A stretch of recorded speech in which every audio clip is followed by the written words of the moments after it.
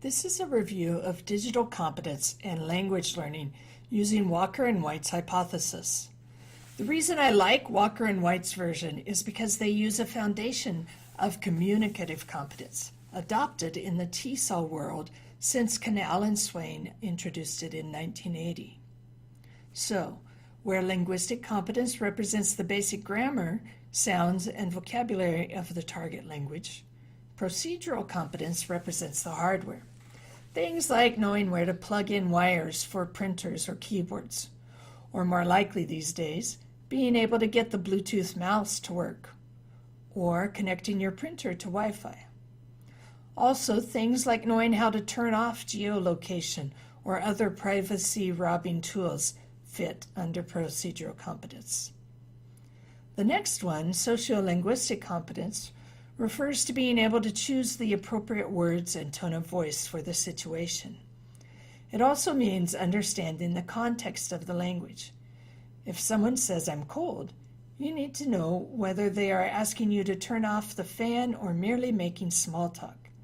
Sociodigital competence also requires situational awareness. Texting a friend is different from texting your boss. It means knowing what type of presentation software to use and how to effectively use the visual help. Understanding that using all capital letters is not appropriate and that subject lines are necessary, and what keywords to put in the subject line. Next, discourse competence speaks to appropriate grammar, tone, vocabulary use in paragraphs, essays, speeches, or other large chunks of language.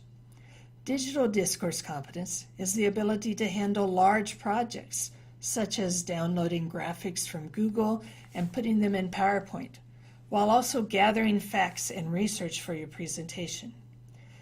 Maybe you include a YouTube video in the PowerPoint, or you record your voice on a slide. Digital discourse and discourse competence are used together to complete such tasks. Lastly, strategic competence is my favorite competence. It's when we find other ways to communicate a word that we forgot.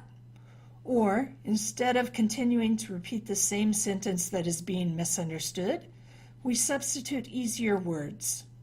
On the digital side, it is also referred to as strategic competence. It is about problem solving and coming up with alternatives. What do you do if you accidentally delete a file? How can you recover earlier versions of a project? Is it better to contact my professor via Skype, Facebook, or text messaging?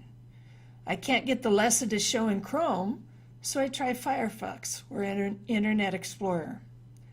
Creative thinking can help a lot in these situations.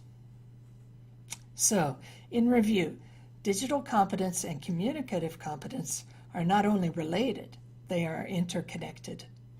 Procedural competence on the digital side deals with tech pieces, just as linguistic competence arranges language pieces. Socio-digital competence on the digital side pertains with appropriate use of technology, depending upon the situation. And sociolinguistic competence represents context awareness of language.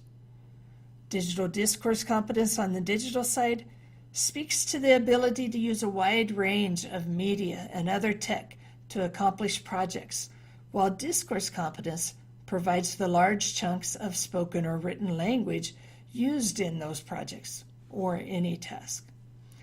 Finally, strategic competence on the digital side means being good at troubleshooting, not panicking, and not giving up, whereas strategic competence has exactly the same goal with language. Find a detour.